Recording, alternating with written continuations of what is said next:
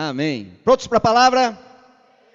Hoje é o nosso culto, segundo culto do mês, segundo domingo do mês é o nosso culto de libertação, ok? Onde nós temos o sexto. Eu vou trazer essa palavra e após nós vamos ter esse momento de você trazer alguns objetos que você porventura trouxe para o sexto e também uma oração de libertação, ok? Eu pensei em trazer essa palavra, preparar o teu coração e nós trabalharmos dentro disso aí, uma liberação, de libertação, de transformação na sua vida, ok? Querido, deixa eu conversar contigo dentro desse tema, né? Eu quero falar com você sobre a realidade de um fato, ok? O tema da mensagem é a realidade de um fato.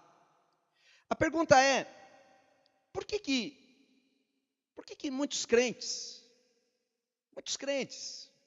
em Jesus, frequentadores de igreja, membros ativos no reino de Deus, por que um grande número deles, e infelizmente não é um pequeno número, mas um grande número deles, muitas vezes são acometidos de erros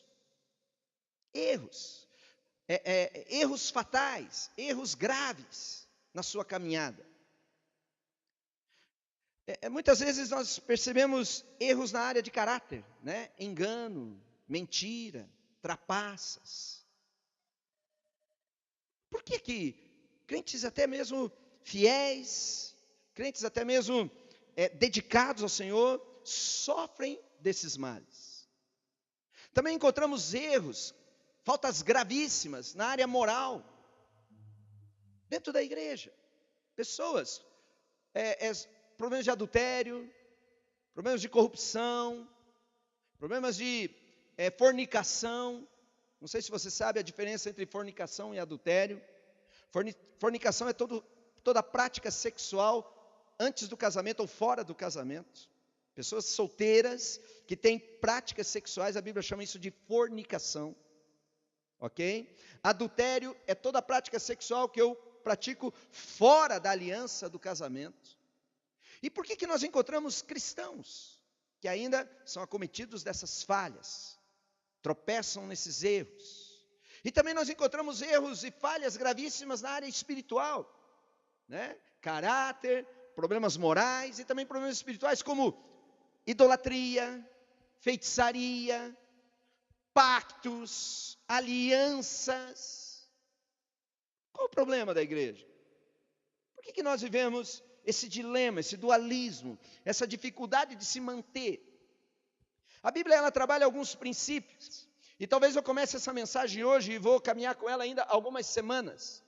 Eu não sei ainda, eu não desenvolvi essa habilidade de fazer uma série de mensagens, né? Isso é quem tem uma mente de mestre, consegue trabalhar isso aí, né? Concatenar, dividir, né? O Pio é bom nisso, né? Tem um monte de gente, eu sou mais apostólico, meio profético, então, né, eu gosto do tema, eu trabalho o tema, né? Então, não vou dizer para você que é uma série de mensagens, mas quero abordar esse tema que eu já tenho abordado há alguns dias, sobre a abundância da graça, a importância de fluirmos na abundante graça.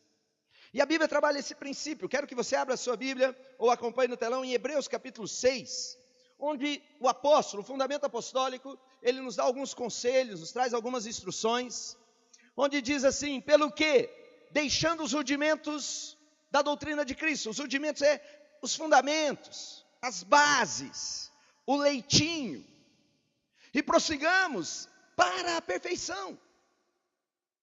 Veja como Deus tem um caminho de perfeição para você.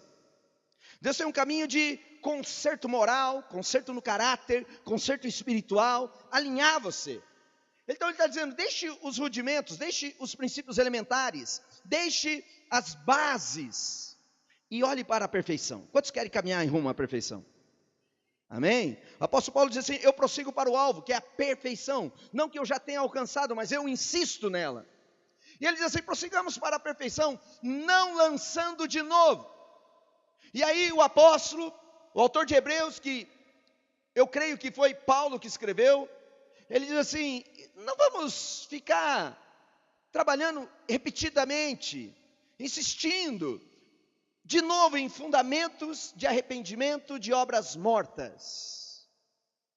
Diga assim: arrependimento de obras mortas. Interessante que ele fala que isso é rudimentos da doutrina de Cristo, são princípios elementares da doutrina de Cristo. E ele coloca também, além disso, fé em Deus. Ele fala assim, quer alcançar a perfeição? Então fundamente-se bem no arrependimento de obras mortas, na fé em Deus. Pode lançar o versículo 2. O ensino sobre batismos. Ok? Não temos só um batismo, mas é no plural. A imposição de mãos, a ressurreição de mortos e o juízo eterno. Então o apóstolo está falando o seguinte, vamos buscar a perfeição? Mas para o caminho da perfeição qual é? A base dos princípios elementares, dos rudimentos da doutrina de Cristo. E eu quero falar com você sobre um princípio elementar muito forte, que é o arrependimento de obras mortas.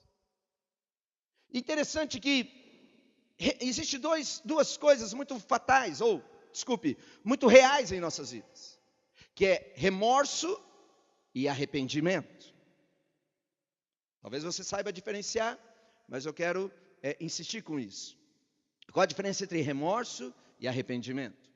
Remorso é uma consciência de que eu fiz errado e me traz aquele sentimento de que eu fiz nhaca e bate um sentimento de tentar consertar. Meu Deus, o que eu fui fazer? Não deveria ter feito. Já passou por isso? Fez, na hora você fez por impulso, fez com alegria, fez levado pelo ambiente e depois que faz, Jesus, o que eu fiz? Agora, o remorso é uma consciência de erro. Mas o remorso, ele não tem poder para restaurar você. O remorso, ele só traz uma consciência de que você fez errado. E agora vem uma condenação, agora vem o medo, agora vem o peso, e agora vem a tentativa de tentar mudar e consertar. Isso é remorso. O arrependimento é diferente. O remorso, ele vem de uma conscientização, ele vem de dentro. O arrependimento, a Bíblia trabalha arrependimento ele não vem de dentro. E arrependimento não é uma mera conscientização do erro. Mas arrependimento, a Bíblia fala de arrependimento como um batismo. Eu não consigo me arrepender. Arrependimento não vem de mim mesmo. Arrependimento é uma obra externa do Espírito Santo na minha vida, em que vem como se fosse como um batismo que me mergulha numa conscientização de mudança e transformação da minha mente e me capacita a mudar, me capacita a trocar os meus passos, a alinhar os meus caminhos. Amém? Entendam isso. Arrependimento é fruto de remorso, é fruto de uma consciência. Arrependimento é a obra do Espírito em minha vida. Tem muito crente se debatendo porque ele tem só uma consciência de coisa errada. Ele tem só um remorso.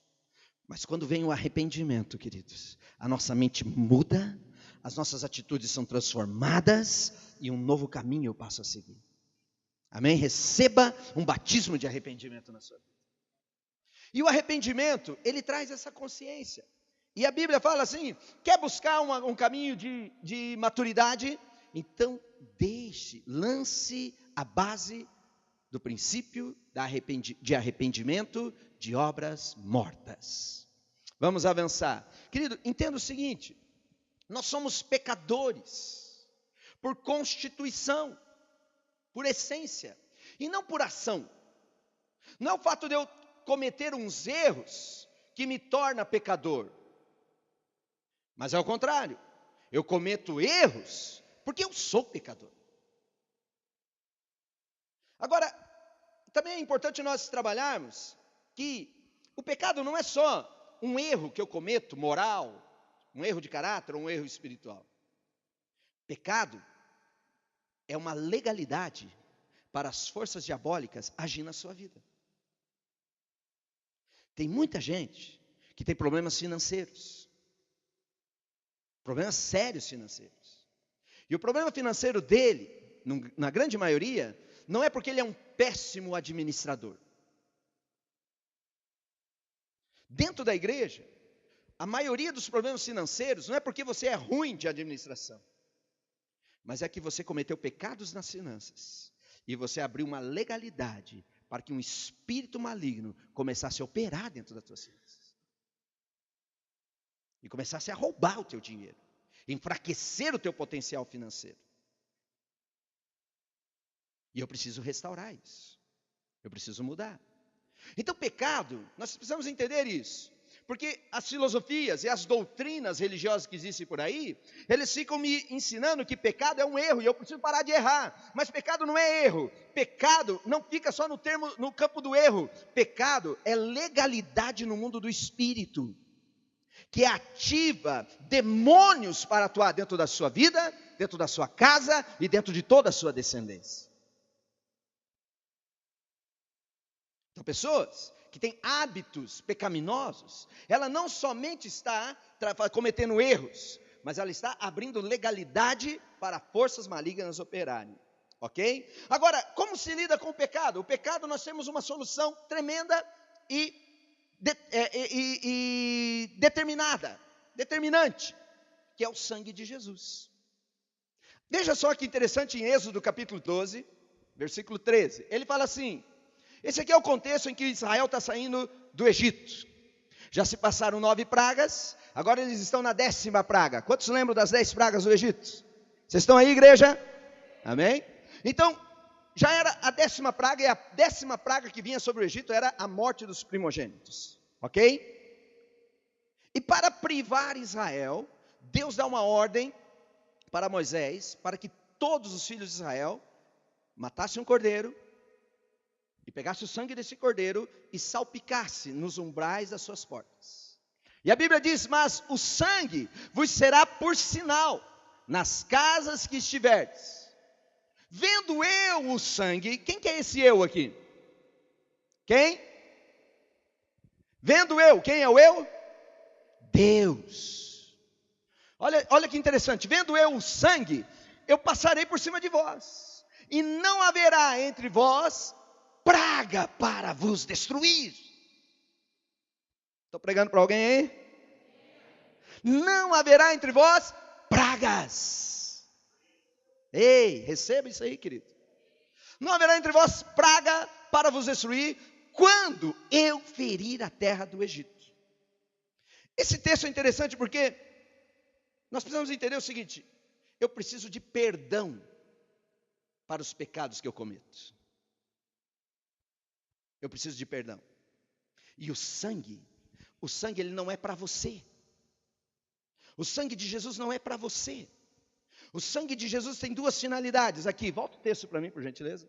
O sangue de Jesus, o sangue do cordeiro aqui, que representava o sangue de Jesus derramado na cruz, amém? Sim ou não? O sangue derramado aqui, ele tinha 2 finalidades. Uma é para Deus ver. Ele diz assim: vendo eu, era para Deus ver. E o segundo era para que o inimigo também visse. Porque o povo tinha trancado as portas.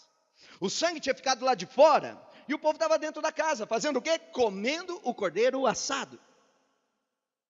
O sangue de Jesus derramado sobre a sua vida, ele não é para você. O sangue é para Deus. É para apaziguar o teu relacionamento com Deus. O sangue, ele tem uma finalidade de trazer paz entre você e Deus. O sangue não tem nenhuma função na sua vida. Por quê? Para os meus pecados, eu preciso do perdão. O sangue, ele libera perdão para a minha vida. Mas a morte de Jesus na cruz, o sacrifício da cruz, ele traz libertação para o meu ser. Amém? O sangue é um selo, é um sinal de que o meu pecado já foi julgado, de que a maldição, a condenação já não existe mais. Então o sangue me traz uma consciência de perdoado. Eu posso me relacionar com Deus, eu posso entrar na presença de Deus, eu posso pedir para Deus, eu posso falar com Deus, eu posso confrontar o inimigo não me toca, o inimigo não tem poder, porque eu estou debaixo do sangue.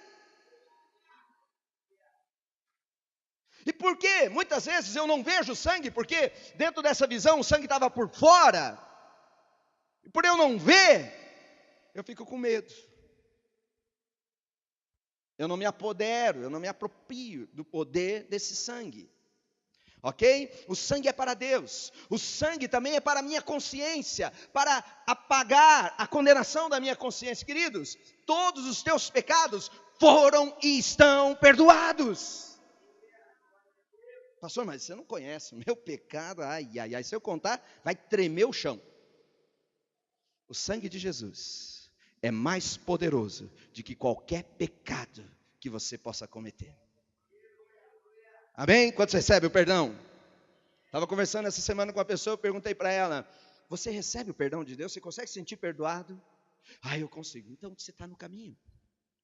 Você está no caminho. Porque o sangue, ele traz essa consciência. Eu preciso ter essa consciência. O sangue limpa a minha consciência. Diga, a minha consciência precisa se libertar da condenação. Amém? O sangue limpa a minha consciência. Guarde isso. Mas o sangue não muda o meu coração. O caminho do perdoado, o caminho de se sentir perdoado, é um caminho de consciência de que o sangue apaziguou minha relação com Deus e o sangue faz com que o inimigo passe sobre mim. Não foi isso que aconteceu no Egito? O anjo da morte saltava as casas que estavam marcadas com sangue.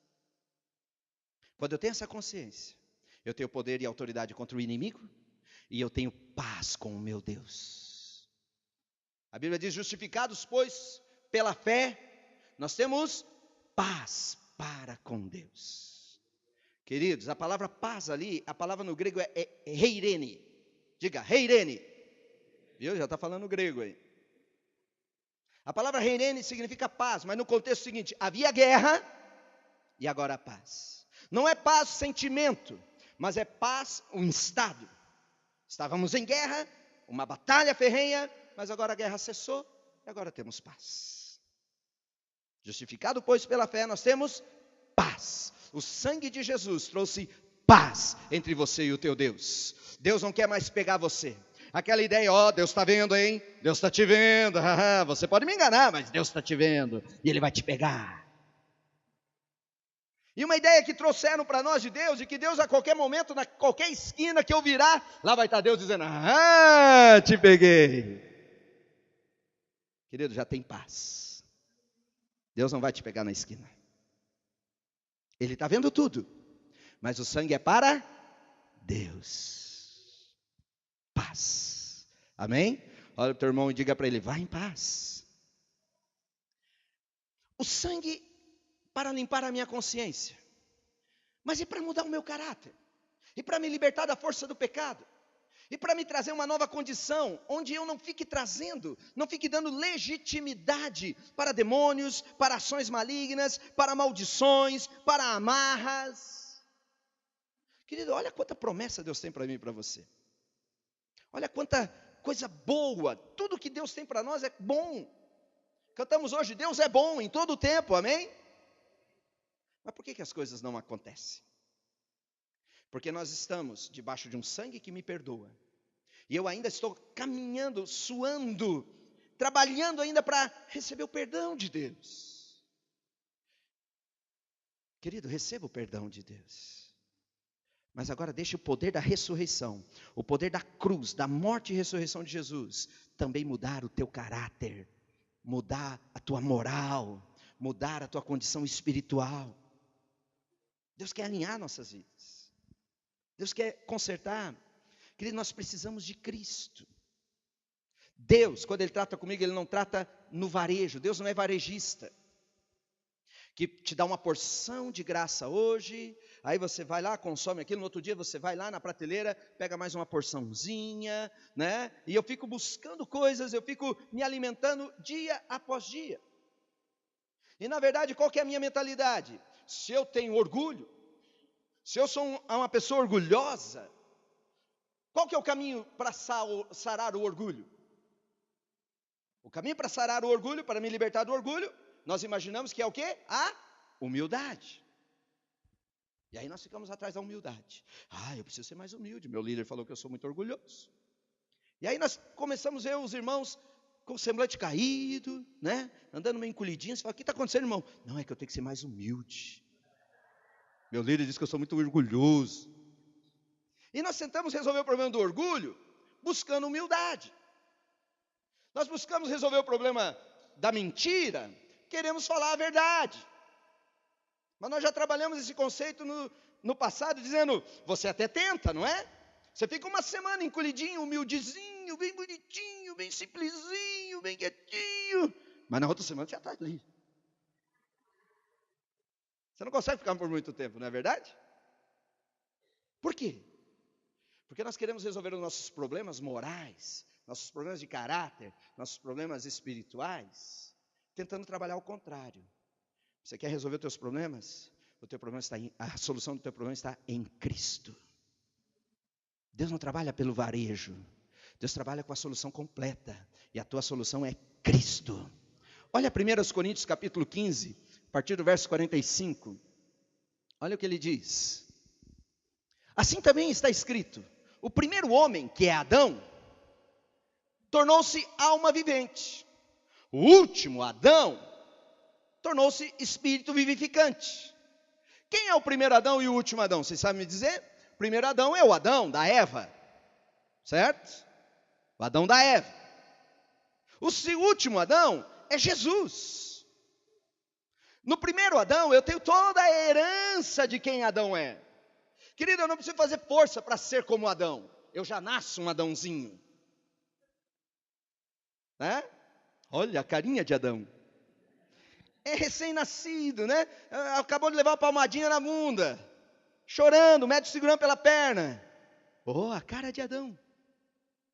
Nascemos Adão, não precisamos fazer força, ok? Nós já herdamos tudo que Adão é, todo o erro que ele cometeu, todo o pecado, toda a conotação do mal, toda a falta de autoridade, falta de intimidade, toda a inclinação para o erro, toda a inclinação para o pecado, todo o medo de Deus, toda a falta de intimidade com Deus. Eu já nasci com isso, porque eu tenho essa herança de Adão. Agora veja o texto.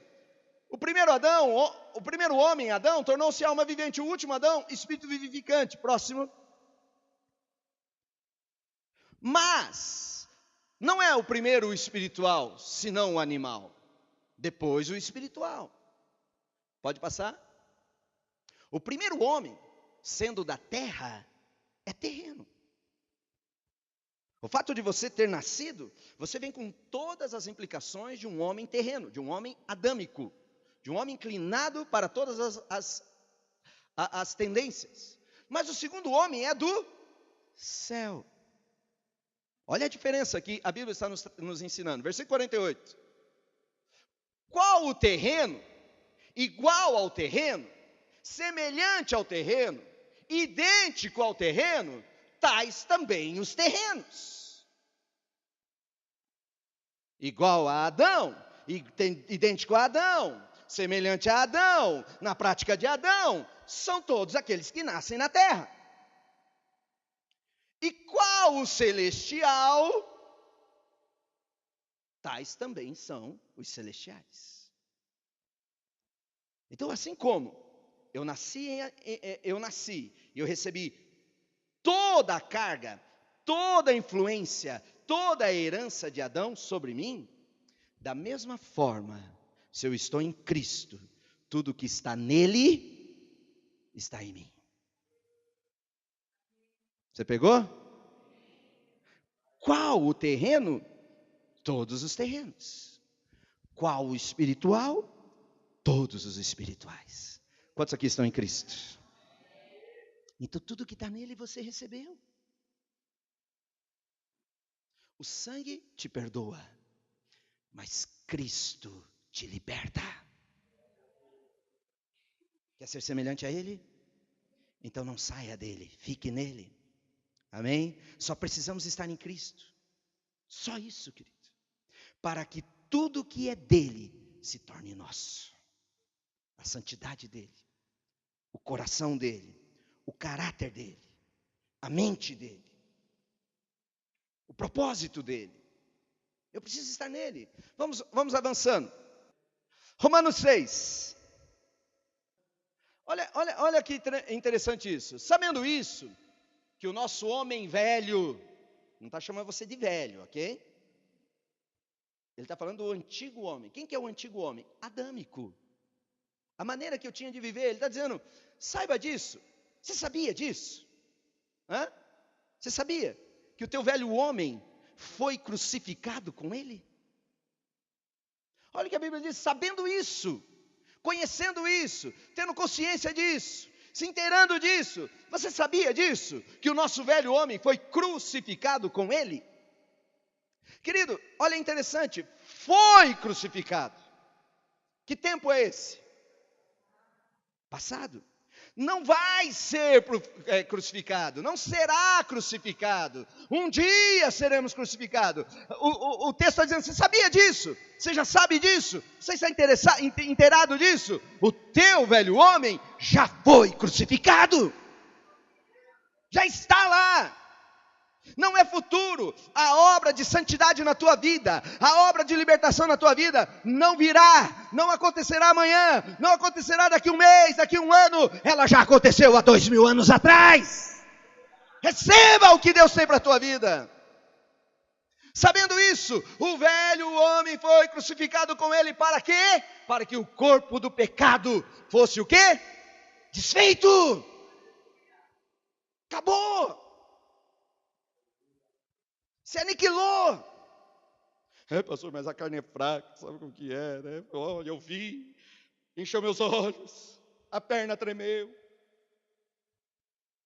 Aonde você está? Você está em Cristo. E em Cristo o corpo do pecado se desfez. Olha só, a fim do quê? A fim de não mais servirmos ao pecado. Por que eu sirvo ao pecado? Porque eu não creio que eu já fui crucificado com ele. Por que o pecado é tão firme? Por que o pecado é tão vivo? Porque você tem um problema de incredulidade. Amém? Estou pregando para alguém aí? Para preparar você para o almoço, ok? Queridos, isso vem de uma renovação da mente. Caso contrário, se eu não pensar assim, se eu não entender essa palavra, se eu não me firmar nessa verdade, a minha fé não tem força. O meu velho homem foi crucificado no passado. Isso não é uma mera doutrina, não é uma mera posição doutrinária, mas isso é um fato. Isso é fato. Isso aconteceu. E está estabelecido, está consumado. É um fato e Deus me exorta. A quê? Para que eu saiba disso. Sabendo disso, o texto diz, saiba isso. Olha para o teu irmão e diga para ele, saiba isso. Saiba isso. Fale para os teus filhos, saiba isso. Fale para os teus adolescentes, saiba isso. Fale para os jovens, saiba isso. Fale para o teu marido, ei, maridão, saiba isso. Fale para a tua esposa, ei, mulher, saiba isso.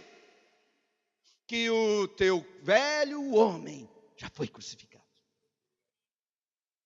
A fim de não servirmos mais o pecado. Versículo 7. Pois quem está morto, quem aqui já morreu com Cristo? Tem alguns que estão vivos ainda. Mata ele aí do teu lado, irmão. Vamos para o versículo 8 desse mesmo capítulo. Ora as bolas. Ora, se já morremos com Cristo, cremos também com Ele, viveremos. É um outro princípio elementar que é a ressurreição dos mortos. E talvez no próximo domingo eu quero falar sobre isso, ressurreição dos mortos. Ora, se já morremos com Cristo, cremos que também com Ele viveremos. Como que viveremos? Versículo 9. Sabendo que, de novo, você sabia disso? Sabendo que, tendo Cristo ressurgido dentre os mortos, já não morre mais.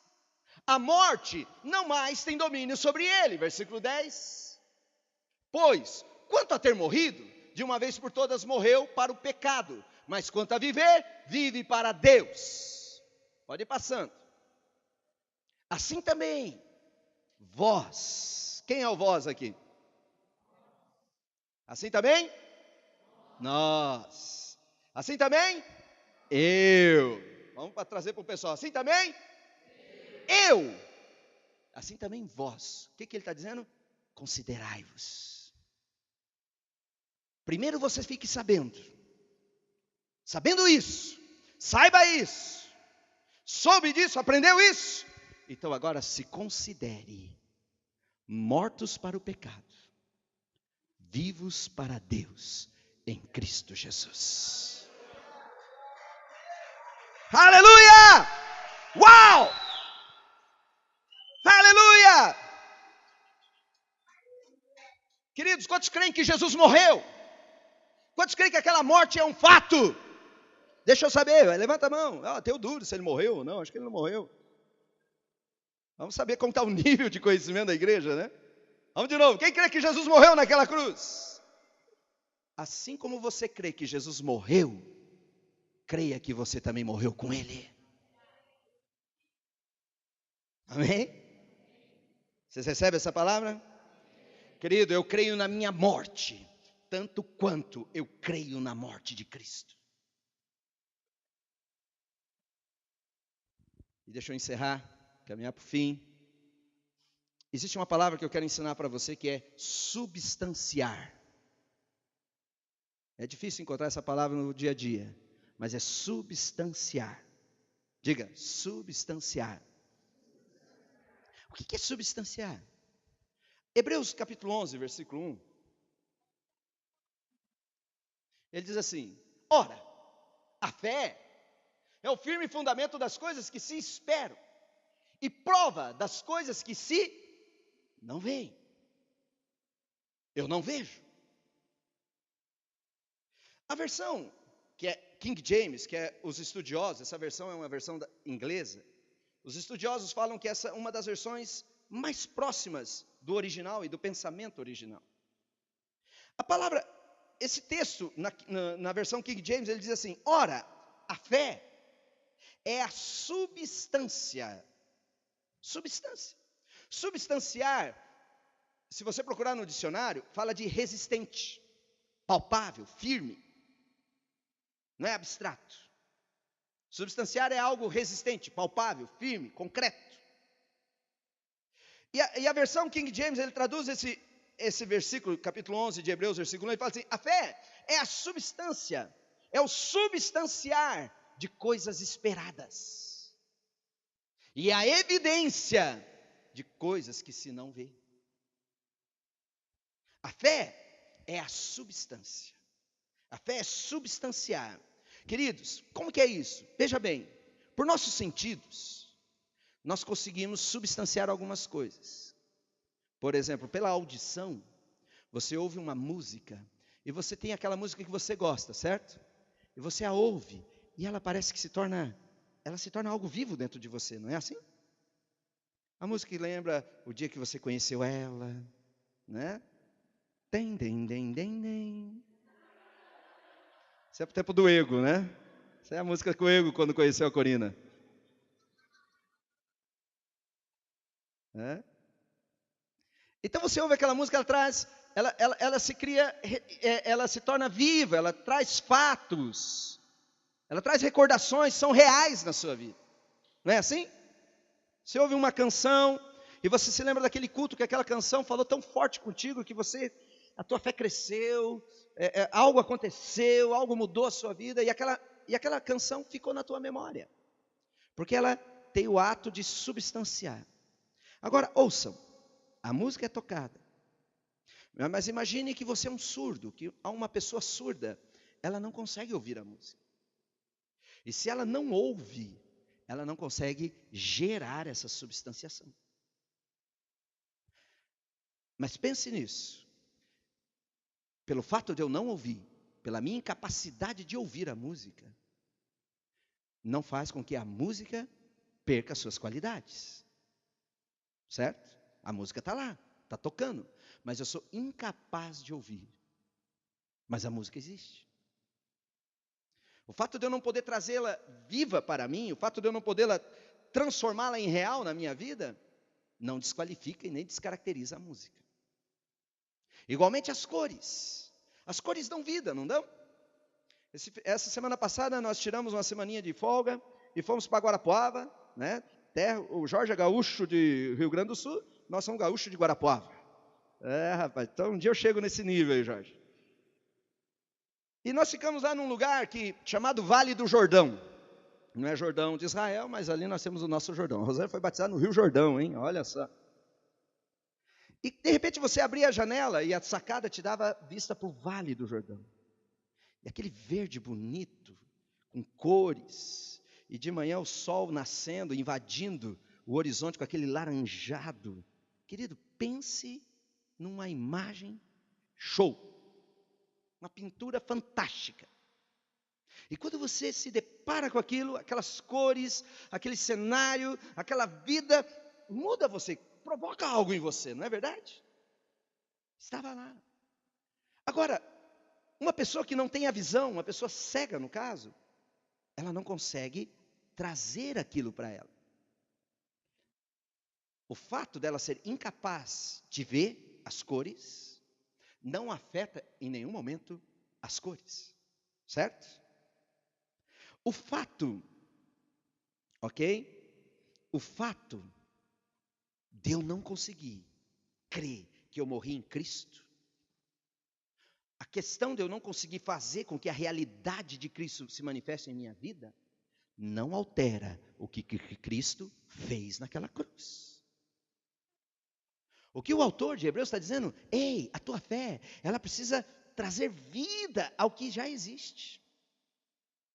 Existe uma mentalidade dentro da igreja que, não, pecar é humano, todo mundo peca, e fazer o quê, né, pastor? Você quer tirar de nós o poder, o privilégio de errar? Existem erros, eu concordo, mas existem pecados que comprometem a tua vida por anos e anos e anos. Por isso, quando a gente faz cultos de libertação, uma grande maioria de pessoas vem aqui à frente receber libertação. Por quê? Por que estão tão amarrados? Por que estão tão oprimidos? Porque apesar do fato da cruz ter acontecido, eu não tornei ele realidade em minha vida. E por isso tão amarrado, por isso tão escravo, por isso tão destruído. Amém, queridos? Se não cremos no fato da cruz, eles permanecem reais, apesar de não terem valor na minha vida. Se você está preso em algum tipo de pecado, alguma prática de erros que está acabando com você, você está com um probleminha sério de incredulidade no fato de que Jesus morreu na cruz. Há uns dias atrás, conseguiu aquele vídeo para mim? Pode pôr ele então. Há uns dias atrás saí no parque com o Johan e mais o Samuelzinho. Samuelzinho é o filho do Chico. Nós saímos lá, fomos caminhar num parque. E chegamos no parque, lá tinha um grupo fazendo slackline. Sabe o que é slackline? Né? Slackline é isso aqui, ó. Vai aparecer lá. É isso aí, ó. Né? Se você apagar a luz, acho que dá para ver. O slackline, o que é? Eles amarram uma fita, não nesse lugar aí, né? Misericórdia. Mas ali estava numa corda amarrada numa árvore para outra. E nós ali brincando, falei, vamos aprender a andar nesse troço aí. Aí punha o Johan, ele caía, colocava o Samuelzinho, caía, e eu ali, né? Até que me oprimiram, vai lá também. Querido, não sei se você já andou numa corda bamba assim, mas você não consegue dar um passo. Ela fica balançando. Só que tinha uns especialistas ali, uma piazadinha que fazia proezas em cima dessa corda aí. E eu falei, como que faz isso? Como que anda? Ele falou, deixa eu te ensinar. Você precisa firmar os teus olhos lá naquela árvore, que a fita está amarrada de uma árvore na outra. E você precisa firmar os teus olhos, não tire os olhos de lá. Não tire. Porque se você ficar com os teus olhos firmados lá, você consegue dar os passos e você vai avançando. Impressionante, querido. Eu consegui dar 3 passos. 3 passos. Agora imagine o seguinte. Saiu um dia para praticar slackline. O fato, ok? A fé e a experiência. Vamos dar nome aos personagens. Saiu numa tarde aí, num parque, foram fazer o slackline. O fato, a fé e a experiência. Amém? Quem são eles 3? Tá bom? O que é o fato? O fato é o seguinte: o fato é o ponto de apoio, é o meu ponto de vista. O fato é o seguinte: Jesus morreu e com ele eu morri também. Isso é fato. Sim ou não? Esse é o fato. O que é a fé? A fé é o seguinte: eu vou andar nesse caminho. É o meu andar nesse caminho. Então a fé subiu na corda. Ok? Só que a minha fé, ela precisa estar focada num fato. Eu preciso olhar para o fato. O fato é, Jesus morreu. Eu vou substanciar esse fato. Eu vou trazer esse fato para mim. E eu começo a firmar meus olhos, a minha fé está firmada no fato que é Jesus, que morreu e eu morri com ele. Enquanto eu estou nesse fato, eu começo a dar meus passos. Eu dou um passo aqui e outro ali. Porém, tinha um terceiro. Qual que é o terceiro? A experiência. A experiência é o seguinte: a experiência é o que eu estou vivendo. E eu olho para a corda, e eu olho para o movimento que a corda faz. E toda vez que eu olhar para a minha experiência, eu vou tirar os meus olhos do fato. E todas as vezes que você tirar os teus olhos do fato e olhar para a tua experiência, você cai. Entendeu? O fato é, Jesus morreu por mim e eu morri nele. E o pecado já não tem mais poder sobre minha vida. Esse é um fato. A minha fé, ela precisa estar direcionada nesse fato. E os meus olhos não saem, que a fé não sai dessa realidade. Aí vem o adultério, bate na minha porta. Olha só, essa mulher é bonita, essa mulher é mais cheirosa que a tua, essa mulher é mais carinhosa que a tua, essa mulher vai mudar a tua vida. E vem a experiência me tentando. E eu tiro os meus olhos e falo, é verdade. Puf, caí. Eu vou para a experiência. Quando eu olho para a experiência, eu perco um fato real na minha vida. E eu trago maldição para a minha vida. Quando eu estou firmado naquilo que Jesus fez por mim, queridos, o meu velho homem foi crucificado com ele. E eu renasci para viver o que Cristo tem para mim. Você não precisa viver condenado pelo pecado, viver escravo do pecado, viver amarrado nessa maldição. Jesus venceu o pecado para você. Amém? O sangue perdoa os teus pecados, mas a morte de cruz liberta você.